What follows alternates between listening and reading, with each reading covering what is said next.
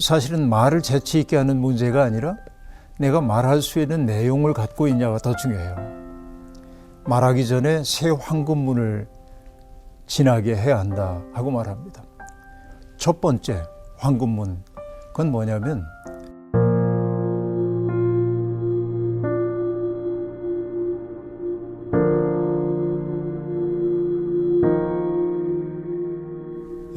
말을 잘한다고 하는 게 뭔지부터 생각을 좀 해봐야 할 것 같은데요. 어떤 사람이 말을 청산유수로 그렇게 막 쏟아내면은 듣는 사람들은 약간 압도당하고 저분은 정말 말을 정말 잘하는구나 이렇게 생각하는데, 나중에 돌아서서 생각해 볼 때 근데 무슨 얘기를 들었던 거지? 기억이 안 나는 말들도 있단 말이죠.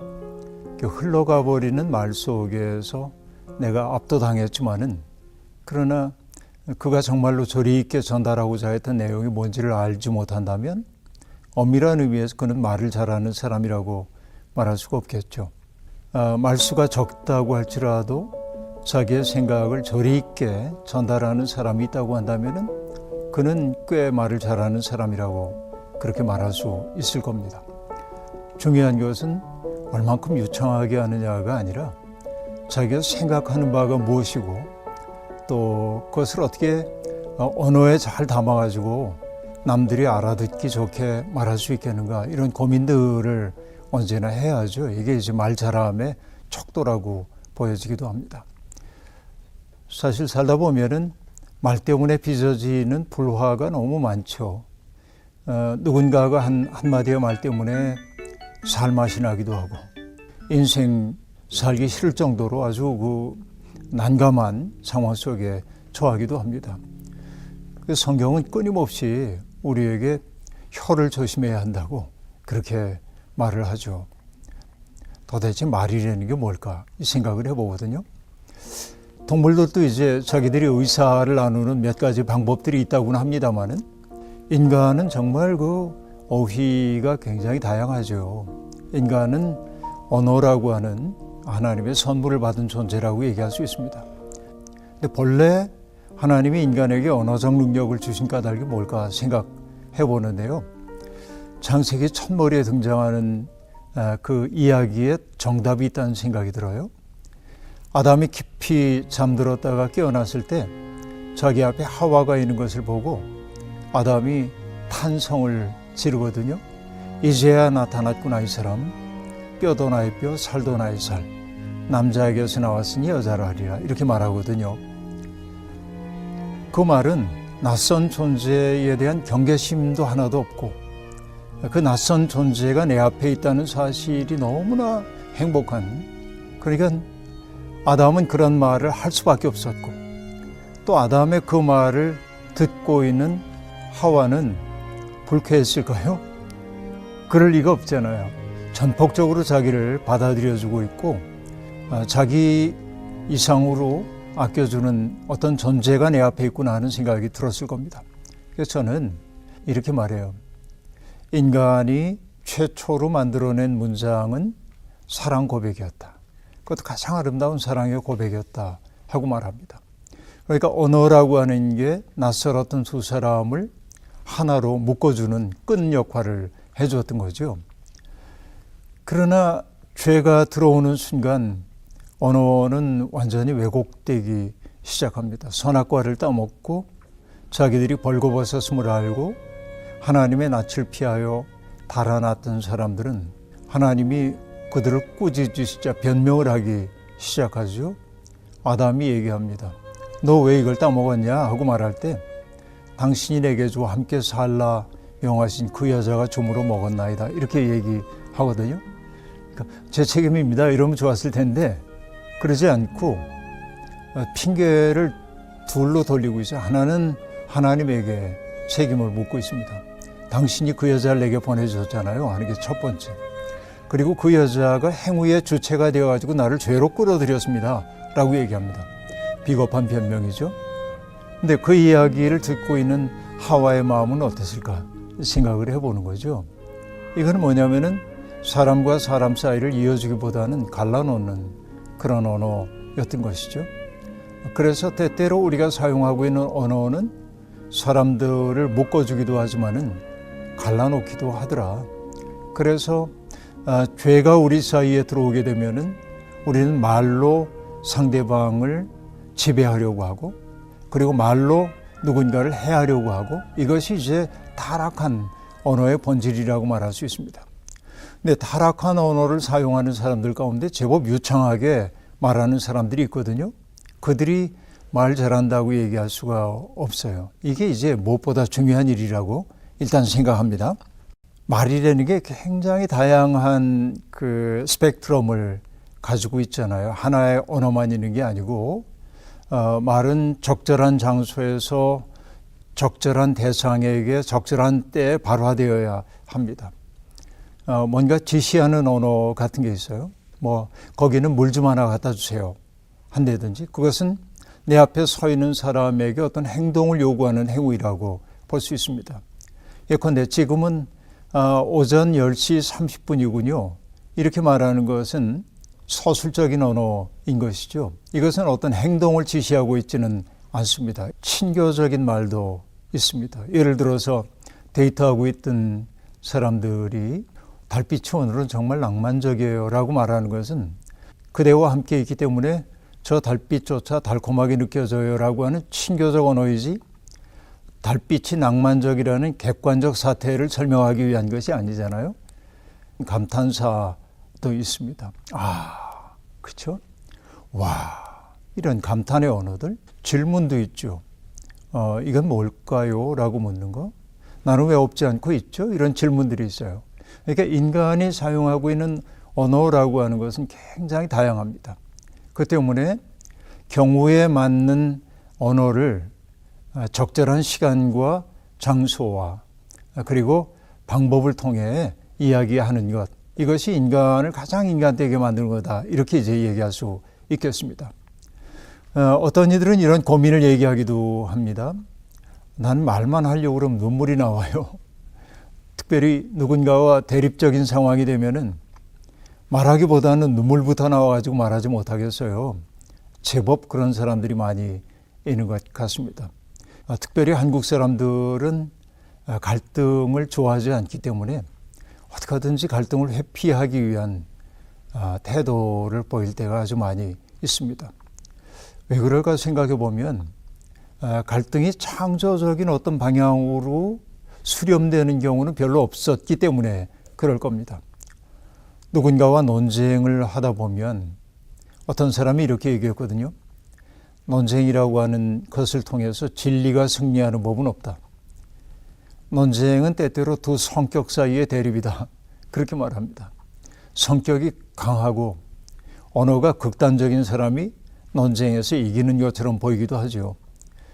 그런데 남을 배려하고 그리고 조심조심 말하는 사람은 언제나 발언권을 빼앗기곤 하기 때문에 나는 누군가와 갈등에 빠지면 논쟁을 하려고 그러면 눈물부터 나와요 라고 하는 것은 바로 그런 여린 마음에 사람들이 하는 말 같습니다.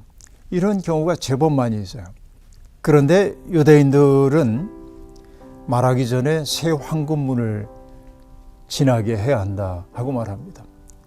현대인들 살아가면서 사람들과 함께 앉아 있을 때 내가 발언권을 놓치지 않기 위해서 계속 개입하며 대화를 하고 있는데 새 황금문을 거쳐서 말하려고 한다면 내 발언권이 사라질 것 같아서 우리는 그냥 뭐 떠오르는 대로 말하지 않나 싶은데요. 첫 번째 황금문, 그건 뭐냐면 그것은 참말인가, 진실된 말인가 라고 하는 질문을 늘 해야 한다는 것이죠. 우리는 참이 아닌 말을 너무나 자주 할 때가 있습니다. 오늘날 이제 거짓 뉴스 같은 것들이 사람들을 온통 사로잡고 있죠. 근데 많은 사람들이 거짓 뉴스에 넘어가고 있는 까닭은 뭘까요? 그럴듯하기 때문에 넘어가기도 합니다. 그런데 그럴듯하기 때문에만 넘어가진 않아요. 내가 가지고 있는 편견을 강화해 주는 말이면 그것이 참말이든 거짓말이든 분별하기보다는 그 말이 내 마음에 드는 경우가 더 많이 있습니다. 그 때문에 우리는 어떤 말들을, 정보를 들었을 때 그 정보가 참이라고 바로 판단해 버리면 안 됩니다. 그 말을 하고 있는 사람은 누구인지, 그 말을 하고 있는 의도가 무엇인지, 그 말을 통해 이익을 보는 사람이 누구일지, 이런 것들을 면밀하게 살펴봐야 그 말이 참말인지 아니면 거짓말인지를 분별할 수 있다는 거죠. 남의 말도 그렇게 분별을 해야 되지만은 나의 말 또한 진정한 말인지에 대해서 늘 생각을 해야 하죠. 거짓 없이 말해야 하니까. 이게 이제 첫 번째 황금문입니다. 두 번째 황금문은 이것은 꼭 필요한 말인가를 생각을 하려는 겁니다. 우리는 정말 쓸데없는 말들을 많이 하며 살거든요. 마틴 하이데거라고 하는 철학자가 세상 사람들의 몇 가지 어떻게 퇴락한 존재의 모습을 얘기하면서 몇 가지 얘기하는데 그 가운데 하나가 천박한 호기심. 남들이 누리고 있는 것은 나도 다 누려야 하는 조금 어려운 말로 평균적 일상성, 그런 말을 쓰고 있는데, 세 번째 특색이 뭐냐면 잡담. 별로 필요하지 않은 말인데 끝없이 중얼거리는 거죠. 근데 물론 우리가 살다 보면 의미 있는 말만 할 수 없고, 사실은 결혼한 사람들이 왜 결혼했냐고 물으면은 사소한 일을 나눌 사람이 필요하기 때문에 이렇게 말하기도 하거든요. 그러니까 때때로 뭐 꼭 필요하지 않은 말도 해야 하지만, 그러나 정말로 필요하지 않은 말들을 줄여가는 게 인생의 지혜이기도 할 텐데요. 우리는 너무나 자주 쓸데없는 말들을 할 때가 있습니다. 그 쓸데없는 말은 어떻게 발화되냐면 판단하는 말, 비아냥거리는 말, 누군가를 정죄하는 말들, 그리고 노골적으로 가르치려고 하는 말들, 이거 다 쓸데없는 말들입니다. 우리가 욥기를 보면은 욥이 말할 수 없는 고난 속에 있었을 때 그의 세 친구가 찾아오잖아요. 일주일 동안이나 욥의 고통 때문에 함께 침묵 속에서 슬퍼하고 있을 때는 그 친구들이 큰 위로가 되었어요. 그런데 그들이 드디어 말을 하기 시작했을 때 욥은 말할 수 없는 상처를 받습니다. 그들의 말은 오늘 우리가 읽기에도 어떻게 보면 지당한 말처럼 들리는데, 그들의 말은 자기들의 말을 듣고 있는 사람의 상황을 고려하지 않은 말이었기 때문에 폭력이 되었던 것을 우리가 알고 있습니다. 그러니까 정말 이게 꼭 필요한 말인가, 이걸 늘 생각하며 말하는 지혜가 필요하다는 거고요. 세 번째 황금문, 그건 뭐냐면 나의 말은 친절한 말인가 라고 하는 말입니다. 그러니까 내 감정을 실어서 말한다든지 누군가에게 상처를 주기 위해 하는 말이 아닌지를 생각해 봐야 하고, 친절한 말이라는 것은 그저 다정하고 따뜻하고 정감 어린 말만이 아니라 상대방을 진심으로 존중하면서 발화되는 말들이 친절한 말일 겁니다. 계급을 만들고 노골적으로 가르치려는 말들이 아니라 그를 있는 그대로 받아들이면서 그를 존중하고 또 그를 격려하기 위해 하는 말들, 그 속에 애정을 담은 말들인가 하는 것을 생각해야죠. 그러나 오늘 우리 사회에 횡행하고 있는 말들은 그런 새 황금문과는 다소 거리가 있는 것 같아요. 참말이 아닌 말들이 세상을 떠돌고 있고요. 필요하지 않은 말들이 홍수처럼 범람하고 있고요. 친절하지 않고 오히려 무정하고 폭력적인 말들이 세상을 가득 채우고 있는 게 사실입니다. 근데 이제 질문이 뭐였냐면 말을 잘하고 싶다라고 하는 것이었는데, 말을 잘하기 위한 조건이 있어요. 그 조건은요, 남의 말을 잘 경청하는 거예요. 그 말 잘함의 첫 번째 특색은 남의 말을 정말 귀담아 듣는 데 있습니다. 그가 하는 말의 의도를 다 파악하지도 못하고 다 아는 것처럼 우리가 개입하려고 할 때가 많이 있습니다. 이것은 말 못하는 거예요. 그래서 오히려 말 잘한다고 하는 것의 가장 본질적인 특징은 뭐냐? 그가 하는 말이 어떤 말인지를 아주 귀담아 듣는 데 있다고 말할 수 있습니다. 이전에 독일의 철학자인 율겐 하버마스라고 하는 분이 한국에 와서 강연을 한 적이 있습니다. 강연 다 끝나고 나서 질문 시간이 됐어요. 많은 사람들이 질문을 했습니다. 근데 한 사람이 던진 질문이 그냥 플로어에 앉아있던 내게도 부끄러웠어요. 어우, 저런 유치한 질문을 해? 저는 그렇게 생각했어요. 부끄러웠어요. 세계적인 석학 앞에서. 근데 하버마스는 그 이야기를 아주 진지하게 들어요. 그리고 뭐라고 말하냐면, 당신이 내게 질문한 것은 이러이러한 질문이죠 라고 자기의 언어를 가지고 이야기를 해주자 훌륭한 질문이 됐어요. 그러니까 그의 표현이 미숙한데 그가 정말로 궁금해하는 것이 무엇인지 배우의 궁금증까지 읽어내고 그것을 자기의 질문으로 바꿔서 답해 줬어요. 그때 배웠어요. 아, 정말 말 잘한다고 하는 것은 경청으로부터 비롯되는구나. 그런 이야기 말이죠. 이게 저는 말 잘하기 위한 조건이라는 생각을 해봅니다. 말은 잘하는데 다른 사람의 말에 공감할 줄 모르는 사람이 있죠. 다른 사람이 하는 말을 마음으로 받아들이려고 하지 않는 사람도 있죠. 또 말은 잘하는데 다른 사람이 하고 있는 말을 이해하기 위한 노력을 하지 않는 사람들도 있죠. 이 사람은 말 잘한다고 말할 수가 없습니다. 경청하다 보면 그를 존중하게 되고 존중하다 보면 내 속에 말이 고일 때가 있습니다. 그 말은 아름답게 나올 거예요. 재치 있지 않아도 괜찮아요. 유창하지 않아도 괜찮아요. 내 말의 전달력은 깊어진다고 말할 수 있습니다. 제가 성경에서 제일 좋아하는 구절 가운데 하나가 예수님의 말씀을 들은 사람들의 반응입니다. 사람들이 이런 말을 하거든요. 이분의 말씀은 우리 율법학자들이나 서기관들의 말과 달리 권위 있게 들린다라고 얘기합니다. 그 말은 이런 얘기죠. 우리 그 어르신인 척하는 사람들의 말과 같지 않아. 이분의 말은 우리의 마음속에 와닿아. 이분이 하는 말 속에는 애정이 느껴져. 이분이 하는 말은 진정성이 느껴져. 그런 말이거든요. 말의 내용이 문제가 아닙니다. 말을 하고 있는 사람이 어떤 태도냐가 더 중요한 거죠. 그래서 말 재치 있게 잘하는 방법을 배우기 위해서는 글쎄 개그맨들에게 배우면 좋죠. 아니면 웅변학원을 가든지 그런 게 아니라고 한다면 일상 속에서 잘 듣는 거 이걸 출발점으로 삼으면 어떨까 하는 생각이 드네요.